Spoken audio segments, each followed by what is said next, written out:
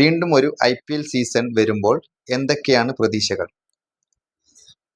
IPL Indian ക്രിക്കറ്റിനെയും ലോക ക്രിക്കറ്റിനെയും സംബന്ധിച്ചിടത്തോളം ഇന്ന് ഏറ്റവും വലിയ മേളമാണ്, അല്ലെങ്കിൽ ഏറ്റവും വലിയ ഒരു ബിസിനസ്സാണ്, ഏറ്റവും വലിയ ഒരു ടൂർണമെന്റാണ്. കാരണം ICC ടൂർണമെന്റുകളാണ് മുമ്പ് ലോകത്തെ കീഴടക്കിയിരുന്നതെങ്കിൽ, അല്ലെങ്കിൽ ലോക ക്രിക്കറ്റിനെ നിയന്ത്രിച്ചിരുന്നതെങ്കിൽ, കഴിഞ്ഞ കുറച്ച് വർഷങ്ങളായിട്ട് അത് IPL-ഉം BCCI-യുമാണ് നിയന്ത്രിച്ചു കൊണ്ടിരിക്കുന്നത് എന്നുള്ളതാണ് ഒരു യാഥാർത്ഥ്യം. BCCI ICC-യുടെ നിയന്ത്രണം പൂർണ്ണമായിട്ടും BCCI തീരുമാനിക്കുന്ന കാര്യങ്ങൾ മാത്രം വെച്ച് നടത്താൻ കഴിയുന്നു എന്നുള്ളതാണ് IPL തുടങ്ങിയതിനു ശേഷം ക്രിക്കറ്റ് രംഗത്തുണ്ടായ ഏറ്റവും വലിയ മാറ്റം. ഇപ്രാവശ്യവും IPL-നെ വെച്ച് നമ്മൾ പരിശോധിക്കുമ്പോൾ IPL വലിയ കോടികൾ വാരുന്ന ഒരു ടൂർണമെന്റാണ്, കോടികളുടെ ബിസിനസ് നടക്കുന്ന ഒരു ടൂർണമെന്റ് ആയിട്ടുള്ള ഒരു കൃത്യമായിട്ട് അതിനെ അത്തരത്തിൽ വേണം മനസ്സിലാക്കാൻ എന്നുള്ളതാണ്. ഇപ്രാവശ്യം 10 ടീമുകളാണ് കളിക്കുന്നുള്ളത്. സഞ്ജു സാംസൺ എന്ന മലയാളി താരം ക്യാപ്റ്റനായി കളിക്കുന്ന രാജസ്ഥാൻ റോയൽസ് ഇപ്രാവശ്യം കളിക്കുന്നുണ്ട്. മലയാളികളുടെ കൂടുതൽ ആളുകളും സഞ്ജു സാംസൺ എന്നുള്ള ഒരു ഘടകം ഉള്ളത് കൊണ്ട് രാജസ്ഥാൻ റോയൽസിന് കൂടുതൽ ഫാൻ ബേസ് കേരളത്തിൽ ഉണ്ട് എന്നുള്ളത് ഒരു യാഥാർത്ഥ്യമാണ്. എങ്കിൽ പോലും ആദ്യ 3 മത്സരങ്ങളിൽ പരിക്ക് മൂലം സഞ്ജു ബാറ്ററായി മാത്രം ഇറങ്ങുകയും പകരം റയാൻ പരാഗ് ക്യാപ്റ്റൻ സ്ഥാനം വഹിക്കുമെന്നാണ് രാജസ്ഥാൻ റോയൽസ് അറിയിച്ചിരിക്കുന്നത്. മറ്റു ടീമുകളുടെ കാര്യത്തിലും വലിയ മാറ്റങ്ങൾ ഇത്തവണ ഉണ്ടായിട്ടുണ്ട്. കാരണം ഒരു വലിയ ലേലം നടത്തിക്കൊണ്ട് ടീമുകളുടെ മൊത്തത്തിലുള്ള ഘടന തന്നെ മാറിയിട്ടുണ്ട്. എങ്കിൽ പോലും വിരാട് കോഹ്ലി, MS ധോണി, രോഹിത് ശർമ്മ ഋഷഭ് പന്ത് ഇങ്ങനെ തുടങ്ങിയ പ്രധാനപ്പെട്ട താരങ്ങളൊക്കെ വിവിധ ടീമുകളിൽ കളിക്കുന്നുണ്ട്. അവരുടെ മുൻ ടീമുകൾ മാറിയിട്ടുണ്ടെങ്കിലും, ഉദാഹരണത്തിന് ഋഷഭ് പന്ത് ഇപ്രാവശ്യം ലക്നൌവിന് വേണ്ടിയാണ് കളിക്കുന്നത്. അതുപോലെ തന്നെ ഈ KL രാഹുൽ ഡൽഹിക്ക് വേണ്ടിയാണ് കളിക്കുന്നത്.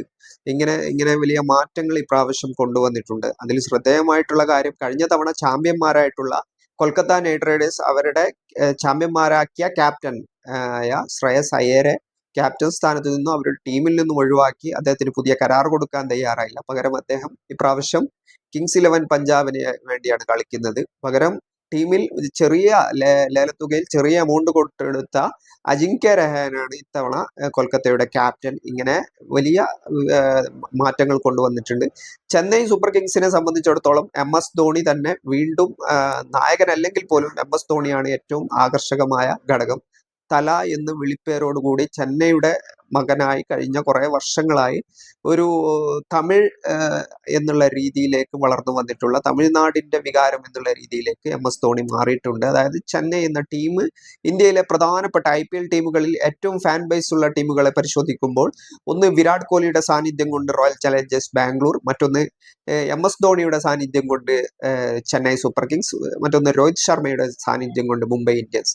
ഇതാണ് 3 ഗ്ലാമർ ടീമുകളായിട്ട് പ്രധാനമായിട്ടുള്ളത്. പക്ഷേ മത്സരങ്ങളിലേക്ക് വരുമ്പോൾ അത് അവരുടെ വിജയഘടനയെ ബാധിക്കുമോ എന്ന് ചോദിച്ചാൽ, IPL-ൽ ഏറ്റവും കൂടുതൽ വിജയങ്ങൾ കൈവരിച്ചിട്ടുള്ള 2 ടീമുകൾ ഒന്ന് മുംബൈ ഇന്ത്യൻസും മറ്റൊന്ന് ചെന്നൈ സൂപ്പർ കിങ്സുമാണ്. അങ്ങനെ ആ ഒരു സാഹചര്യം കൂടിയുണ്ട്. എങ്കിൽ പോലും കഴിഞ്ഞ 18 വർഷമായിട്ട് കിരീടത്തിന് വേണ്ടി ഒരുപാട് ഫാൻ ബേസ് ഉള്ള, ഒരുപാട് ആരാധക പിന്തുണയുള്ള, എങ്കിൽ ഒരിക്കൽ പോലും കിരീടം നേടാൻ കഴിയാത്ത, ലോകത്ത് ഇന്നുള്ള ക്രിക്കറ്റ് താരങ്ങളിൽ അല്ലെങ്കിൽ സ്പോർട്സ് താരങ്ങളിലോ ഉന്നത താരമൂല്യമുള്ള വിരാട് കോഹ്ലിയുടെ ബാംഗ്ലൂർ റോയൽ ചലഞ്ചേഴ്സിനെ പറ്റിയാണ് ഏറ്റവും കൂടുതൽ ചർച്ചകൾ ഉണ്ടായിക്കൊണ്ടിരിക്കുന്നത്. കാരണം ഇപ്പോൾ നിലവിലുള്ള സാഹചര്യത്തിൽ ഏറ്റവും ഫാൻ ബേസ് ഉള്ള ഒരു ടീമാണ് ബാംഗ്ലൂർ റോയൽ ചലഞ്ചേഴ്സ് എന്നുള്ളത്. വിരാട് കോഹ്ലി അല്ല ക്യാപ്റ്റനെങ്കിലും രജത് പട്ടിദാറാണ് ഇപ്രാവശ്യം ക്യാപ്റ്റനായി നയിക്കുന്നത്. ഫാഫ് ഡുപ്ലസി ആയിരുന്നു കഴിഞ്ഞ തവണയൊക്കെ ടീമിനെ നയിച്ചത്. പക്ഷേ അദ്ദേഹവുമായിട്ട് പുതിയൊരു കരാറിൽ ഏർപ്പെടാൻ ബാംഗ്ലൂർ തയ്യാറായില്ല. പകരം പട്ടിദാറാണ് ടീമിനെ നയിക്കുന്നത്. ഒരു ലോങ് ടേം റൺ കണ്ടുകൊണ്ടായിരിക്കാം പട്ടിദാറിനെ ക്യാപ്റ്റൻ ആക്കിയത്. എങ്കിൽ പോലും വിരാട് കോഹ്ലി ഒരു ചാമ്പ്യനായി IPL-ൽ തന്റെ ടീമിനെ ചാമ്പ്യൻ പട്ടത്തിലേക്ക് നയിക്കണമെന്നുള്ള ഒരു ആഗ്രഹം എല്ലാവരെയും സംബന്ധിച്ചിടത്തോളം ഉണ്ട്. ക്രിക്കറ്റ് പ്രേമികളെ സംബന്ധിച്ചിടത്തോളം വിരാട് കോഹ്ലി എന്ന ഒരു ഗ്ലാമർ താരത്തിന് ഈ ഒരു IPL കിരീടം ഇതുവരെയും നേടാൻ കഴിഞ്ഞിട്ടില്ല. അതുകൊണ്ട് തന്നെ ആ വിരാട് കോഹ്ലിയുടെ ഈ ഇത്രയും നാളത്തെ കഠിന പ്രയത്നത്തിന് ഒരു IPL കിരീടത്തിലൂടെ അതിനൊരു അന്ത്യമം ഉണ്ടാകണം എന്നാണ് ആളുകൾ, ക്രിക്കറ്റ് പ്രേമികളും പൊതുവെ ആകർഷിക്കുന്നത്. ഏതായാലും ഈ ക്രിക്കറ്റിൽ മാത്രമല്ല പുറത്തുള്ള ആളുകൾക്കും പണം പോവാനും പണം കിട്ടാനും സാധ്യതയുള്ള ഡ്രീം 11 അടക്കമുള്ള പന്തയങ്ങൾക്കും കൂടിയുള്ള സാധ്യതകൾ കൂടി IPL തുറന്നിടുന്നു. അതല്ലാതെ തന്നെ അനൗദ്യോഗികമായ വാതുവെപ്പുകൾ ഒരുപാട് ഉണ്ടാകാനുള്ള സാധ്യതകളുണ്ട്.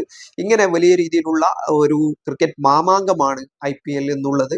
അതുകൊണ്ട് തന്നെ ഇതിന്റെ സാമ്പത്തികമായ നേട്ടങ്ങൾ അതാത് സംസ്ഥാനത്തെ സർക്കാരുകൾക്കും ലഭിക്കുന്നുണ്ട്. വലിയ ടൂർണമെന്റിന് ഒരുപാട് ആളുകൾ കളിക്കാൻ വരുന്നു, അങ്ങനെ കളി നടത്തുന്നു. അതുമായി ബന്ധപ്പെട്ടിട്ടുള്ള മറ്റു സ്റ്റേഡിയങ്ങളുമായി ബന്ധപ്പെട്ടിട്ടുള്ള നികുതികളടക്കം, അല്ലെങ്കിൽ കാണികളുടെ മറ്റുള്ള ടിക്കറ്റ് ഇതിന്റെ നികുതി അടക്കം, ഇങ്ങനെയുള്ള കാര്യങ്ങളടക്കം വിവിധ ഈ കളി നടത്തുന്ന സംസ്ഥാന ഗവൺമെന്റുകൾക്ക് കൂടി വരുമാനം ഉണ്ടാക്കുന്ന കാര്യമാണ്.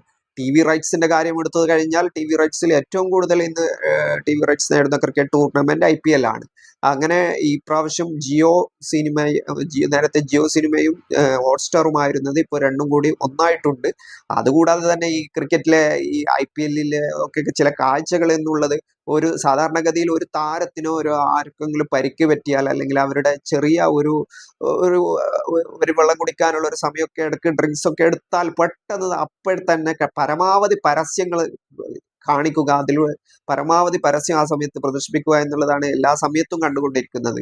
കഴിഞ്ഞ തവണ ഒക്കെ ചില മത്സരങ്ങൾ ജയിച്ചു കഴിഞ്ഞാൽ ആ താരങ്ങൾ പ്രകടിപ്പിക്കുന്ന ഒരു ആഹ്ലാദ പ്രകടനം എന്നുള്ളത് പ്രധാനപ്പെട്ട ഒരു കാര്യമാണ് ഇത്തരം ഒരു ടൂർണമെന്റിൽ എന്നുള്ളത്. ഒരു ടീം ജയിച്ചു കഴിഞ്ഞാൽ ഏറ്റവും പ്രധാനപ്പെട്ട മുഹൂർത്തമാണ് ആ ടീമിന്റെ വിജയാഘോഷം എന്നുള്ളത്. പലപ്പോഴും അതൊന്നും കളികൾ കഴിഞ്ഞാൽ കാണാറില്ല. കാരണം അതിനു മുമ്പ് തന്നെ ഈ പരസ്യത്തിന്റെ ഈ കമ്പനിക്കാർ പരസ്യം ഇടാറുള്ള ഒരു പതിവുണ്ട്. അങ്ങനെ ഒരുപാട് കാര്യങ്ങൾ നിലനിൽക്കുന്നതാണ് ഇത്തവണത്തെയും IPL. ഏതായാലും വലിയൊരു റവന്യൂ ഇൻകം ജനറേറ്റ് ചെയ്യാൻ BCCIക്കും, അതുപോലെ തന്നെ സർക്കാരുകൾക്കും, അതുപോലെ തന്നെ ഈ ഒരു പരസ്യദാതാക്കൾക്കും കമ്പനികൾക്കും തുടങ്ങിയ സർവ്വ ആളുകൾക്കുമുള്ള ഒരു ചാകരയാണ് വരാൻ പോകുന്നത് എന്നുള്ളതാണ് ഈ IPL-നെ കുറിച്ച് പറയുമ്പോൾ ആത്യന്തികമായിട്ട് പറയാനുള്ള കാര്യങ്ങൾ എന്നുള്ളത്.